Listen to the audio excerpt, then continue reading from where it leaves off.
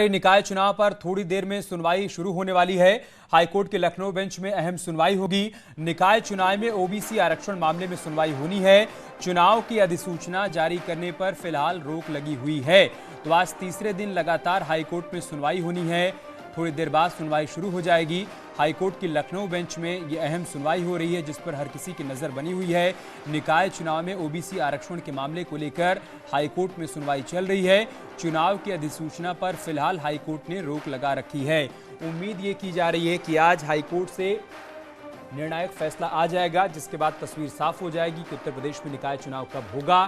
फिलहाल ओबीसी आरक्षण के मुद्दे पर तेज फंसा हुआ है। मामला हाईकोर्ट में है, जहां बीते 2 दिनों की सुनवाई पूरी होने के बाद अदालत की तरफ से कोई फैसला आया नहीं। आज तीसरे दिन भी सुनवाई चल रही है।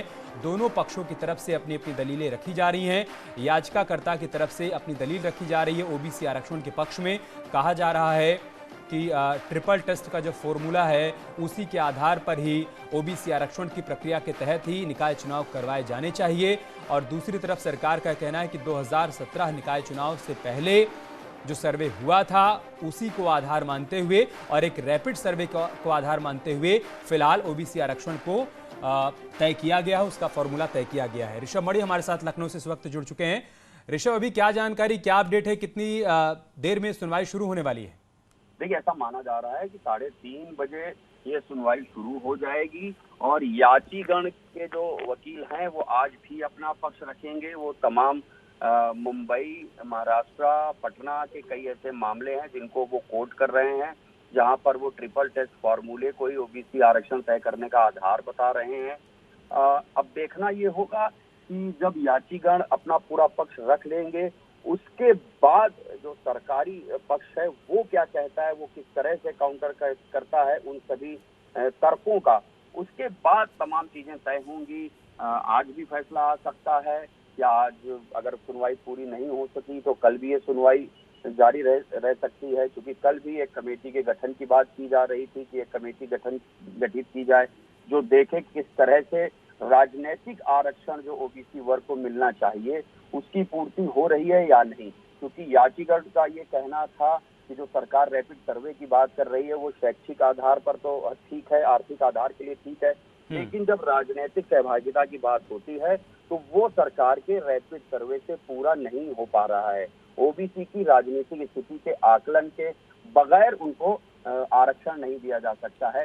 लिहाजा फिर से यहाँ पर एक जो ट्रिपल टेस्ट फॉर्मूला है उसके मुताबिक यहाँ पर काम होना चाहिए। इसके बाद ही ओबीसी आरक्षण का के सही मायने जो है वो पूरे हो पाएंगे। बहुत शुक्रिया ऋषभ, आपका हमारे साथ जुड़ने के लिए और जानकारी हम तक पहुंचाने के लिए। और एक बड़ी खबर कानपुर से आ रही है, जहां पर बिल्डिंग से गिरकर छात्रा की मौत हो गई है। सूरत की रहने वाली थी छात्रा। कानपुर के बीएनडी कॉलेज में एलएलबी की पढ़ाई कर रही थी। चकेरी थाने के हरजिंदर नगर की घटना है। मामले की जांच पड़ताल में पुलिस टीम जुटी हुई है। शुरुआती जांच में सुसाइड की आशंका जताई जा रही है। ये बड़ी खबर हम आपको कानपुर से बता रहे हैं और कानपुर से हमारे सहयोगी ओम बाबू इस वक्त हमारे साथ जुड़ चुके हैं। ओम बाबू, क्या जानकारी आपके पास इस खबर से जुड़ी हुई? जी, मैं आपको बताऊं, कुछ देर पहले ही छात्रा ने जिस मकान में रह रही थी उसकी तीसरी मंजिल से छलांग लगा दी, जिससे मौके पर ही उसकी मौत हो गई। चकेरी थाना क्षेत्र के हरजिंदर नगर का यह मामला है। छात्रा एलएलबी की पढ़ाई कर रही थी कानपुर में रह के। उसके परिजन सूरत में रहते थे और मुझे अकेले ही यहाँ अकेले ही रह रही थी और उसके मौत का कारण स्पष्ट नहीं हो पाया है, लेकिन प्रथम दृष्टया लग रहा है सुसाइड किया है। अब पुलिस पूरे प्रकरण की जांच में जुट गई है। 2 बड़े अधिकारी और क्षेत्रीय थाना की पुलिस अब उस मामले की जांच कर रही है। अब आगे सामने आएगा कि छात्रा ने सुसाइड किया है अथवा और कोई घटना घटी है उसके साथ। जी, बहुत शुक्रिया आपका हमारे साथ जुड़ने के लिए और जानकारी हम तक पहुंचाने के लिए।